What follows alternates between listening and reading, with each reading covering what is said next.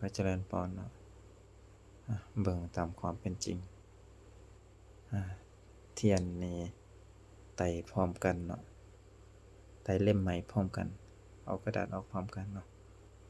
แต่ว่าเวลามันใหม่เนี่ยมันบ่เท่ากันนะอันนี้สั้น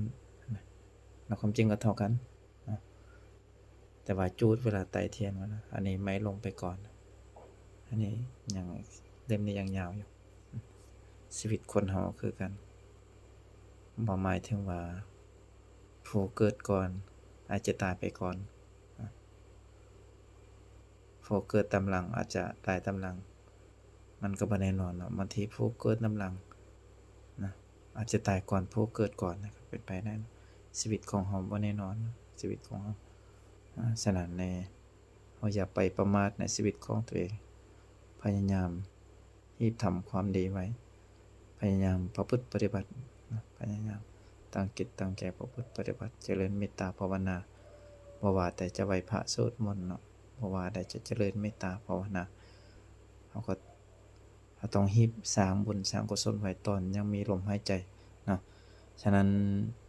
ตอนที่เรามีลมหายใจเราต้องรีบสร้างไว้เนาะถ้าเราบ่สร้างไว้ตอนที่มีลมหายใจหรือว่าตอนเรามีสุขภาพแข็งแรงนะเวลาเราเจ็บไข้ได้ป่วยไปนะเราจะเฮ็ดตอนที่เจ็บไข้ได้ป่วยไปมันก็จะสายไปเกินไปเนาะก็จะเสียเวลาเนาะเกิดมาเป็นคนต้องรีบสร้างความงามความดีบ่แม่นว่าจะประมาทในชีวิตของเราเนาะเพลิดเพลินในสังขารเนาะเพลิดเพลินในภายนอกเนาะเพอคนเรามันจะตายเมื่อใดบ่ฮู้นะคืออาตมาเทียบกับเทียนนั่นแหละสมเทียบกับอุปมากับเทียนนั่นแหละที่มาไต่พร้อมกันเล่มเอากระดาษออกมาพร้อมกันนั่นคือเล่มนี้นะออกมาพร้อมกันแบบนี้นะเสกออกมาพร้อมกันแต่ว่าไม้มันก็ตอนสุดท้ายนะเล่มนี้ก็สุดก่อนจะดับก่อนนะเล่มนี้ก็ยังยาวอยู่คนเฮาอย่าไปประมาทเนาะคนเฮาเนาะสิตายยามใดบ่ฮู้นะต้องรีบสร้างความงามความดีไว้ตอนที่ยังมีชีวิตอยู่ตอนที่ยังมีลมหายใจอยู่ตอนที่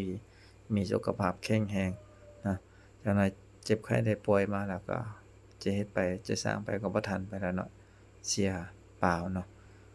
ขอเจริญพร